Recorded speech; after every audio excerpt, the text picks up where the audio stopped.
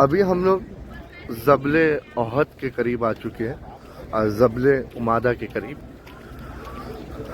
یہ جو جالیاں نظر آ رہی ہیں یہاں پر آپ حضرت صلی اللہ تعالیٰ علیہ وسلم کے عزیز چچا حضرت امیر حمزہ رضی اللہ تعالیٰ عنہ اور ساتھ میں 70 شہدائے احد جو جنگ احد میں شہید فرمائے تھے، شہید ہو گئے تھے، تمام کی قبریں یہاں موجود ہیں.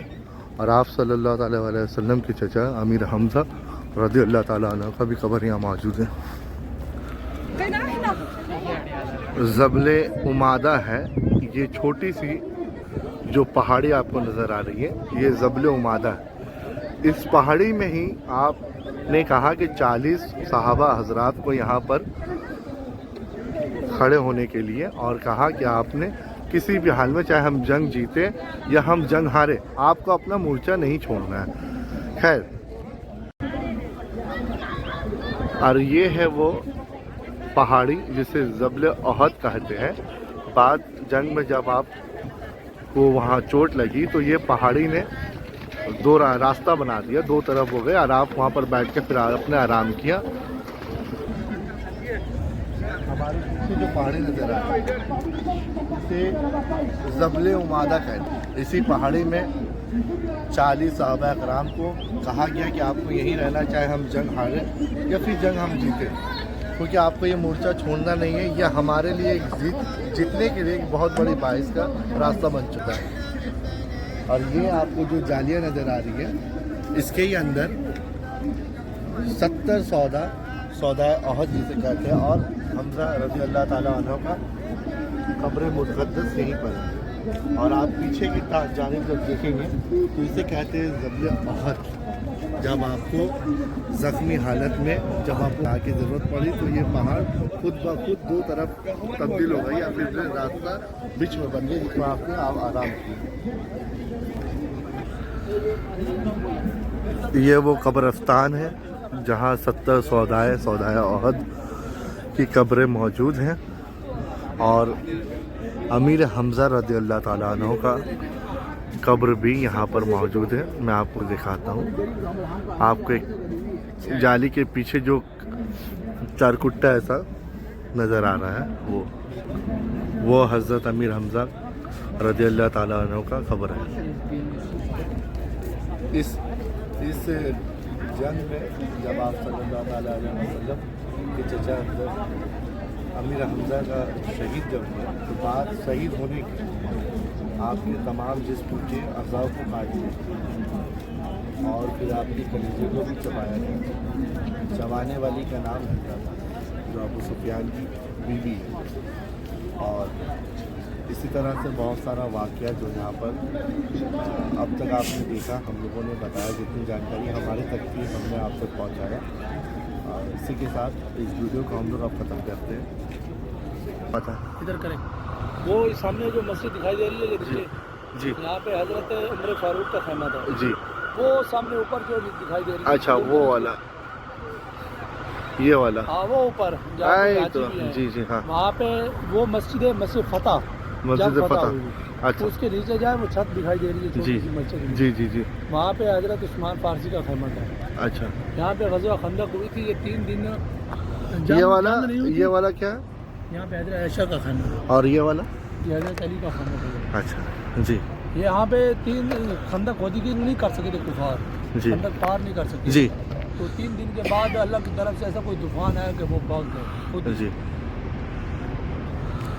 یہ غزوہ خندق ہے جہاں عبد احد مولا علی کے مد مقابل جب جنگ کرنے کے لیے آیا تو سب سے پہلا تو عبد احد ایک ایسا پہلوان تھا جو ہزاروں کے ساتھ اکیلا تنہا لڑتا تھا، لیکن اس کے سامنے جب کوئی آتا نہیں تھا تو حضرت علی ایک نوجوان اس وقت تھے جو آپ نے ان کے لیے سامنے میں مد مقابل میں آپ وہاں گئے.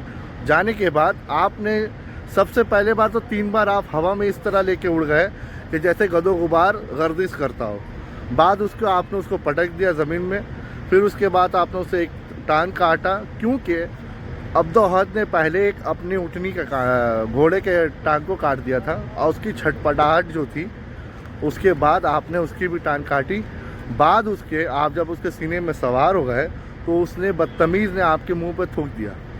تو آپ کو غیظ آیا, غصہ آیا, پھر آپ اس کو چھوڑ دیے. اور وہ بے چینی کی حالت میں یہی کہہ رہا تھا کہ علی ابن ابی طالب مجھے مار دے, کیونکہ مجھ سے یہ برداشت نہیں ہوتا ہے.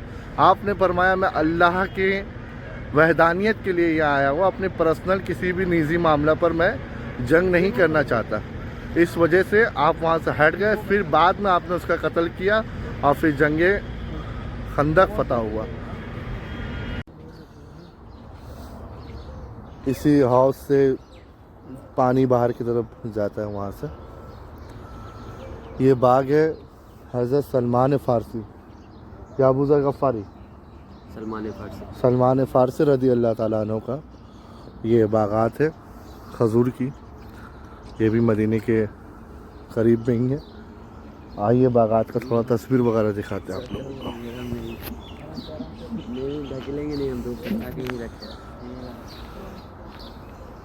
ہلو, یہ ہمارے پیچھے جو باغات نظر آ رہی ہے یہ حضرت سلمان فارسی رضی اللہ تعالیٰ عنہ کا باغات ہے. چلیے, بہت خوبصورت سے بنایا گیا ہے. پانی صحیح طریقے سے ہر جگہ پہنچ, یہ نالی کے طریقے چھوٹی چھوٹی بنائی گئی ہے.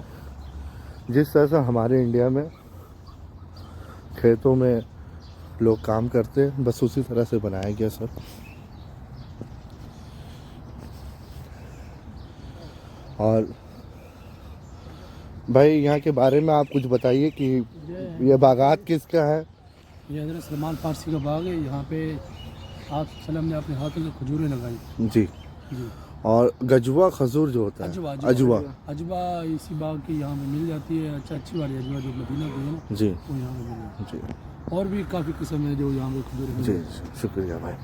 پھر وہ ہو جاتا ہے. یقین جانیے میں سوچ بھی نہیں سکتا تھا کہ مدینے میں ایک ایسی جگہ ہے جس باغات میں آنے کے بعد ایسا لگ رہا ہے کہ ہم اپنے انڈیا کے کسی کھیت کھلیان میں آئے ہوئے ہیں. اور اتنا سکون ہے یہاں پر, اور وہی مٹی کی تازگی یہاں پر بھی ہے. آپ دیکھیے, یہ حضرت سلمان فارسی رضی اللہ تعالیٰ عنہ کا باغات ہے جہاں پر آپ صلی اللہ تعالیٰ علیہ وسلم نے اپنے دست اقدس سے یہاں پر پودے درخت وغیرہ لگائے ہیں. خیر وہ 1400 سال پہلے کی بات ہے, وہ ختم ہو گئی, لیکن یہ مقامات وہی ہیں, یہ اوریجنل ہے جو کچھ بھی ہے. ہمیں جو بھائی لے کے آئے انہوں نے ایسا بتایا ہے. بہت خوبصورت منظر ہے یہ, آپ دیکھیں. اور ابھی تک میں نے جہاں ریلیکس فیل کرنا ہے وہ سب سے زیادہ خوبصورت منظر ہے یہ.